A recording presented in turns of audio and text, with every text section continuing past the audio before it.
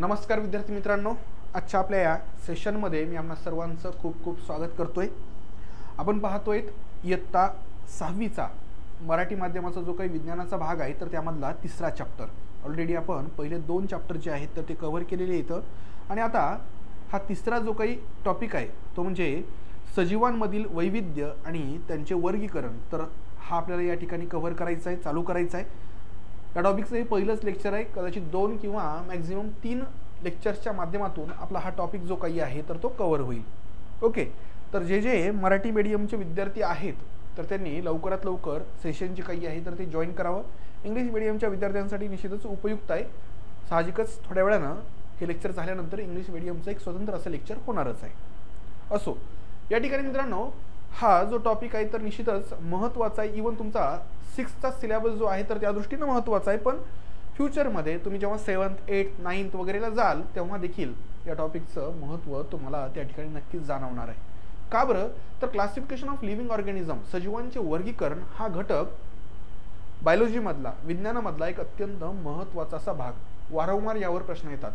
त्यामध्ये 5 kingdom classification म्हणजेच त्या ठिकाणी 5 किंगडममध्ये या सगळ्या सजीवांचं वर्गीकरण या ठिकाणी करण्यात आलेलं आहे।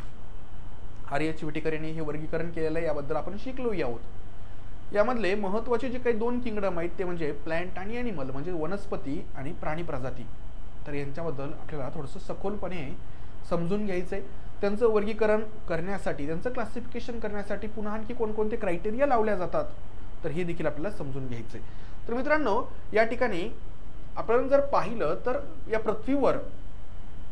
पृथ्वीवर सजीवांच्या साधारणतः एक असं समजलं जातं की 80 ते 90 लाख प्रजाती येतात, स्पीसीज आहेत।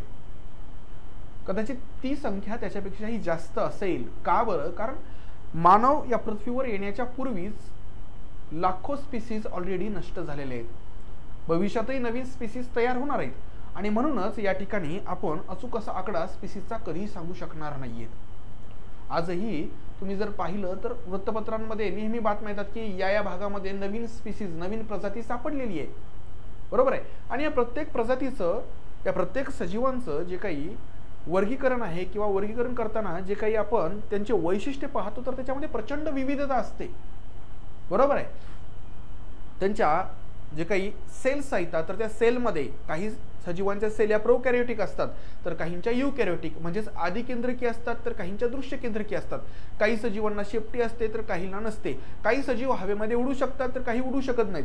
काही पाण्यामध्ये जगू शकतात, पाण्यामध्ये राहू शकतात आणि पाण्यामध्ये श्वास घेऊ शकतात, तर काही मात्र म्हणजे आपल्यासारखे तशा पद्धतीने राहू शकत नाहीत। म्हणजे विविधता प्रचंड प्रमाणामध्ये आहे। आपण अशी जर लिस्ट लावली वेगवेगळे क्रायटेरिया तर ही लिस्ट या ठिकाणी न संपणारी आहे। एवढ्या प्रमाणामध्ये आपल्याला या सजीवांमधलं विविधता जी काही आहे तरी पाहायला भेटते। मित्रांनो या पृथ्वीवर हे विविधता जी काही आहे सजीवांची तर ह्यालाच जैवविविधता म्हटलं जातं। काय म्हटलं जातं? जैवविविधता। आणि पृथ्वीचं त्या ठिकाणी जर तुम्ही थोडंसं भूगोलामध्ये शिकला असेल तर पृथ्वीचा हा जो काही भाग आहे ना मित्रांनो तर हा विषुववृत्ताचा भाग आहे, बरोबर आहे। इथून काय केलेलं आहे बरं, विषुववृत्त आणि त्याच्या आजूबाजूला प्रचंड प्रमाणामध्ये पाऊस पडत असतो, उष्णता देखील भरपूर असते आणि म्हणूनच या ठिकाणी या भागामध्ये प्रचंड प्रमाणामध्ये सजीवांच्या प्रजाती आढळतात। म्हणजे एकंदर इथं जैवविविधता किंवा सजीवांमधील विविधता प्रचंड आहे। आता आपल्या आजूबाजूला आपण जर सजीव जर पाहिले तर आपल्याला सहजपणे सांगता येतात। कुत्रा, मांजर किंवा या ठिकाणी जे काही छोटे छोटे कीटक वगैरे आहेत तर हे आपल्या आजूबाजूला पाहायला भेटतात। व्हायरस, बॅक्टेरिया देखील आपल्या आजूबाजूला असतात पण ते दिसत नाहीत। पण आपल्या इथं जेवढी विविधता आहे तर त्याच्यापेक्षाही जास्त विविधता आपल्याला साधारणतः जो पश्चिम घाट आहे तर तिथं पाहायला भेटते। कारण पश्चिम घाटामध्ये जे वातावरण आहे सजीवांना वाढण्यासाठी तर ते अधिक पूरक आहे। तिथल्यापेक्षाही जास्त जैवविविधता आपल्याला या विषुववृत्तीय पट्ट्यामध्ये पाहायला भेटते। म्हणजे एकंदर पृथ्वीवर जो भाग उष्ण आहे, दमट आहे तर इथं विविधता ही तुलनेनं जास्त असते। आणि असे जे पृथ्वीवरचे प्रदेश आहेत ना मित्रांनो तर त्याला मेगा बायोडायव्हर्सिटी प्रदेश म्हटलं जातं। बायोडायव्हर्सिटी आणि त्याच्यातही पुन्हा मेगा बायोडायव्हर्सिटी, महाजैवविविधता केंद्र मराठीमध्ये जर याला बघितलं तर महाजैवविविधता केंद्रे या नावानं याला ओळखलं जातं. इतके या ठिकाणी सजीवांची संख्या इथं जास्त आहे. विविध प्रकारचे सजीव जे काही आहेत ना मित्रांनो, तर त्या परिस्थितीशी जुळवून घेत असतात आणि म्हणूनच ते तिथं टिकून राहतात. डार्विनचा एक सिद्धांत आहे, पुढं तुम्हाला पुढच्या इयत्तांमध्ये तो डिटेल आहे. सर्वायवल ऑफ फिटेस्ट, म्हणजे जो आजूबाजूच्या परिस्थितीशी जुळवून घेतो तर तोच जगतो.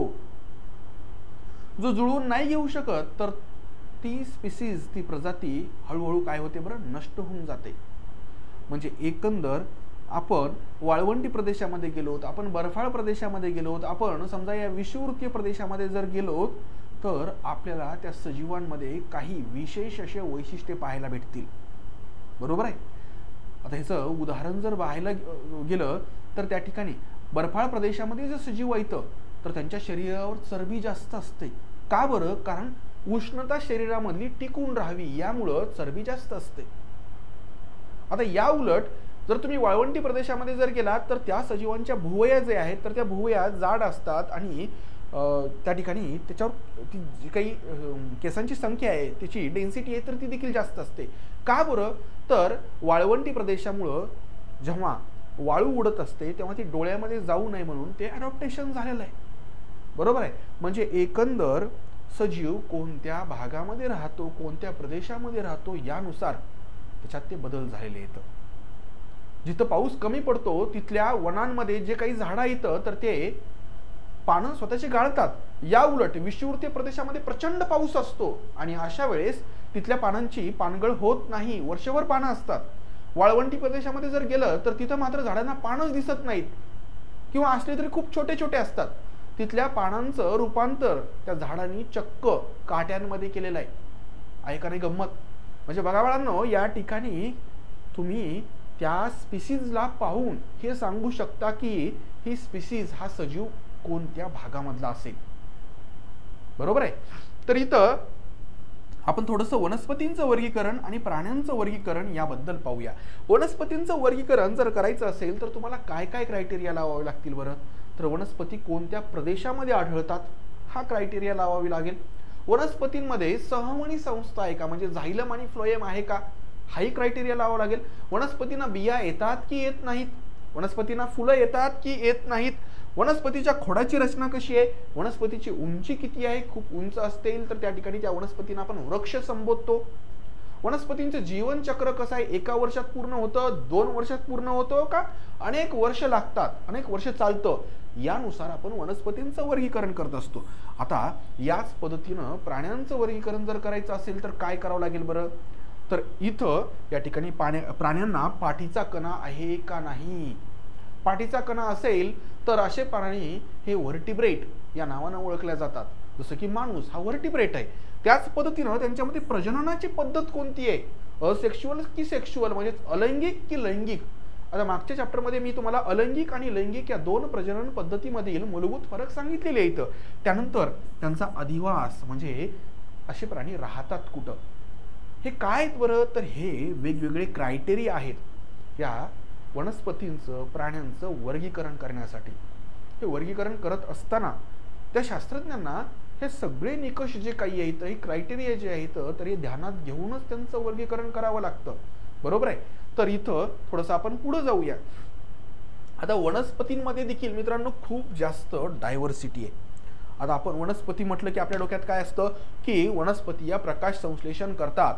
बरोबर आहे. वनस्पती प्रकाश संश्लेषण करतात, वनस्पती या स्वयंपोषी असतात, त्यांना इतरांवर अवलंबून राहायची गरज नाही. पण मित्रांनो, हे थोडंसं अर्धसत्य देखील म्हणावं लागेल.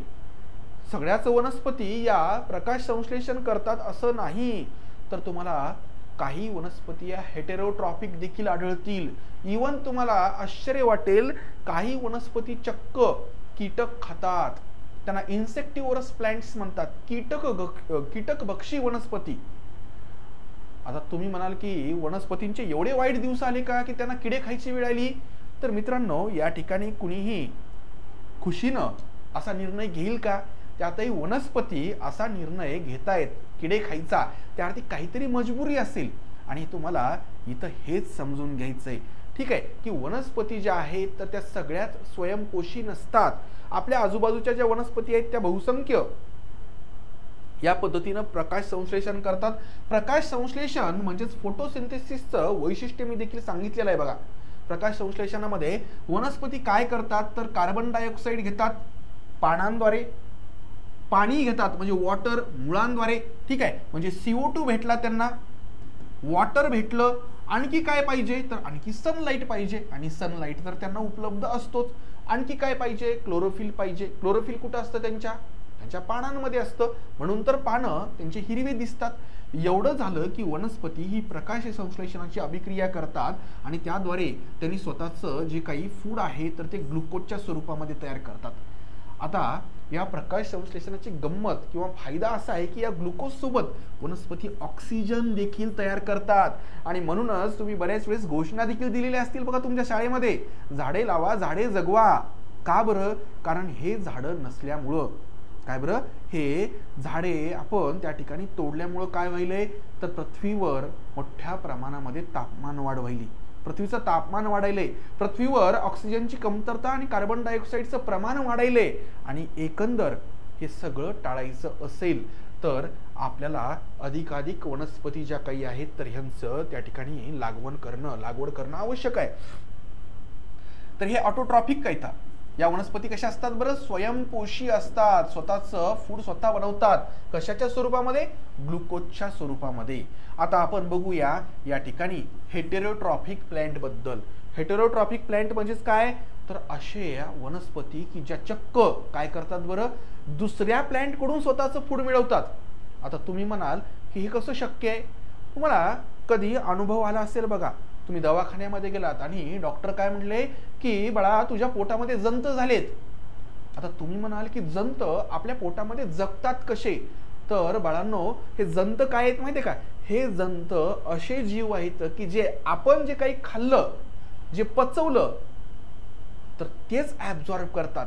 म्हणजे कष्ट आपण करायचे, खायचं आपण, पचवायचं आपण, आणि रेडीमेड त्यांनी त्या ठिकाणी काय करतायत बरं, त्याचा फायदा उचलतायत. आणि मग तुम्हाला बऱ्याच वेळेस तुमची आई मोडली असेल, अरे खातोस पण अंगीच लागत नाही. त्याचं कारण काय? हे जंत जे काही आहेत तर ते आपल्याकडून न्यूट्रिशन मिळवतायत. असे इतर काही प्राणी आहेत बघा, उदाहरणार्थ गोचीड. तुमच्या घरी कुत्रा किंवा गाय म्हैस वगैरे असेल तर त्या प्राण्यांवर गोचीड नावाचा छोटासा त्या ठिकाणी प्राणी असतो. तो या आपल्या प्राण्यांचं काय करतो तर रक्त शोषून घेतो. किंवा अगदी तुम्ही पुण्यामध्ये वगैरे असाल तर तुम्हाला त्या ठिकाणी आपले जे काही त्याला बेडबग्स म्हणतात ते माहिती असतील बघा. बेडबग्स हे काय करतात बरं, हे देखील अशाच पद्धतीनं आपल्या शरीरातून रक्त शोषून घेतात.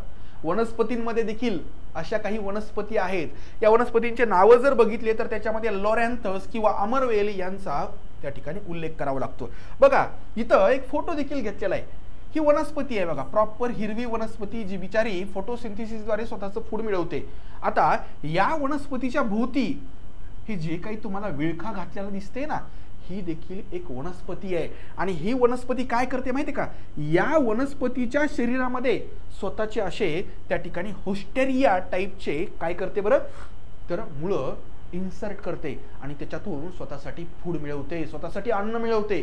आणि अशा वनस्पतींना हेटेरोट्रॉपिक वनस्पती म्हणतात. ह्याच्यामध्ये अमरवेल आहे किंवा लोरॅन्थस हे त्याचे उदाहरणं. आता आपल्याला तिसरा प्रकार पाहायचा आहे आणि तो तिसरा म्हणजे चक्क किड्यांना खाणाऱ्या वनस्पती, ज्यांना इन्सेक्टिव्होरस प्लांट्स म्हणतात. मुळात या वनस्पती फोटोसिंथेसिस ही प्रक्रिया करतात का तर यस. इथं एक वनस्पती आहे बघा, पिचर प्लांट म्हणतात याला. याला काय म्हणतात बरं? Pitcher plant. हिरवी दिसते तुम्हाला, याचा अर्थ ही फोटोसिंथेसिस करते. कळलं का? तुम्हाला जर कधी विचारलं की कीटक भक्षी वनस्पती फोटोसिंथेसिस प्रकाश संश्लेषण करतात का, तर उत्तर असेल हो, या वनस्पती प्रकाश संश्लेषण करतात. मग ह्या असे कामं का बरं करतात, शिकार वगैरे? तर त्याचं कारण आहे मित्रांनो, या वनस्पती अशा भागामध्ये वाढत असतात की जिथं जमिनीमध्ये नायट्रोजनची कमतरता असते. जिथं काय असते बरं, जमिनीमध्ये नायट्रोजनची कमतरता असते. आणि म्हणून तो नायट्रोजन मिळवायचा कसा, तर तो नायट्रोजन या पद्धतीनं या वनस्पती या कीटकांची शिकार करून मिळवत असतात. आता इथं बघा, ह्या वनस्पतीकडं असं सॅक लाईक म्हणजे पिशवीसारखं एकंदर एक भाग असतो आणि आतल्या बाजूला हा गुळगुळीत असतो. एखादा किडा इथं आला की तो निसटतो आणि या पिशवीसारख्या भागामध्ये पाणी असतं. पाणी म्हणण्यापेक्षा एक लिक्विड असतं. आणि होतं काय की जेव्हा तो किडामध्ये पडतो ना त्याचं डायरेक्ट डायजेशन होतं. कळालं का? त्याचं डायजेशन होऊन जातं आणि वनस्पती त्याच्यातून ते न्यूट्रिएंट विशेषतः नायट्रोजन वगैरे जे आहे तर ते मिळवतात. तर हे पिचर प्लांट म्हणजे बघा आपण वनस्पतींचे 3 प्रकार पाहिले. एक स्वयंपोषी वनस्पती, दुसरा या ठिकाणी चक्क परपोषी वनस्पती आणि तिसरा म्हणजे कीटकभक्षी वनस्पती. इथपर्यंत समजलं का रे बाळांनो? या ठिकाणी कमेंट बॉक्समध्ये मला सांगा बरं, इथपर्यंत समजलं का? यस. जे विद्यार्थी जॉईन झालेले आहेत त्यांनी समजलं असेल तर यस म्हणून सांगा बरं, जेणेकरून आपण पुढचा भाग घेऊया. समजलं नसेल, एखादा घटक जर तुम्हाला कठीण वाटला असेल तर तसं देखील विचारा की नेमकं या ठिकाणी कोणता भाग समजला नाही, कुठं या ठिकाणी कन्फ्युजन आहे ते देखील सांगा. यस सांगा बरं. काही डाऊट असेल तर लागलीच या ठिकाणी कमेंट बॉक्समध्ये विचारा. मनामध्ये शंका ठेवायची नाही. आणि जर सगळं काही समजलं असेल तर यस म्हणून टाईप करा. यस म्हणून टाईप करा. ओके. तर इथं या ठिकाणी आपण पुढचा भाग घेऊया. आणि तो पुढचा भाग काय बरं? तर वनस्पतींची रचना. वनस्पतींची रचना जेव्हा आपण पाहतो ना तर त्याच्यामध्ये खोड हा भाग महत्त्वाचा आहे. आता जेव्हा कधी आपल्या डोळ्यासमोर वनस्पती येते तेव्हा आपल्याला कोणकोणते भाग आठवतात बरं? खोड, दुसरा आहे मुळे, तिसरा आहे पाने, फुले, बिया. बरोबर आहे. आता गंमत अशी आहे मित्रांनो की सगळ्याच वनस्पतींमध्ये हे सगळे भाग असतील असं नाही. तुम्हाला आश्चर्य वाटेल मित्रांनो, पण वनस्पतींचं वर्गीकरण जेव्हा आपण पुढच्या वर्गांमध्ये शिकू तेव्हा तुमच्या लक्षात येईल की अशा काही वनस्पती आहेत, उदाहरणार्थ शेवाळ वगैरे. तुम्हाला शेवाळ म्हणजेच अलगी बद्दल माहिती असेल बघा. हे अलगी जी काही असते ना मित्रांनो तर हिला खोड, मूळ, पान, फूल, बिया काही नसतात, तरी देखील हिला आपण वनस्पती म्हणतो. काही वनस्पती अशा असतात की त्यांच्यामध्ये खोड, मूळ, पान असतं पण फुले आणि बिया नसतात. या उलट काही ॲडव्हान्स अशा वनस्पती येतात आपल्या बाजूला. अशा काही वनस्पती तुम्ही पाहिल्या असतील बघा. आंबा, जास्वंद, ह्या वनस्पती ज्यांना फुलं येतात तर त्या वनस्पती सगळ्यात ॲडव्हान्स असतात. त्यांच्यात खोड असतं, मूळ असतं, पान असतं, फूल असतं आणि बिया असतात. आता या ठिकाणी फूल जे काही आहे ना तर ते रिप्रोडक्शनसाठीचा अवयव आहे बरं. फूल जे काही आहे तर ते रिप्रोडक्शनसाठीचा, प्रजननासाठीचा अवयव आहे, हे लक्षात ठेवा. आता सगळ्यात पहिल्यांदा आपण खोडाबद्दल बघू. खोड या ठिकाणी असा अवयव आहे की जो जमिनीच्या वर असतो. बरोबर आहे. खोड कधी म्हणजे जवळजवळ 99% केसेसमध्ये खोड जे आहे तर ते जमिनीच्या वर असतं. या ठिकाणी खोड काय करतं बरं? तर खोड हे वनस्पतीला विशेषतः वरच्या भागाला आधार देण्याचं, सपोर्ट देण्याचं काम करतं. याच खोडावर वेगवेगळ्या ब्रँचेस असतात. त्यासोबतच खोड काय करतं तर खोड अन्न तयार करण्याचं काम करतं. अन्न साठवण्याचं देखील काम कधी कधी या ठिकाणी काही वनस्पतींमध्ये खोड करतं. इवन तुम्हाला आश्चर्य वाटेल, याच खोडामध्ये या ठिकाणी जलवाहिन्या, काय बरं? जलवाहिन्या आणि रसवाहिन्या देखील असतात.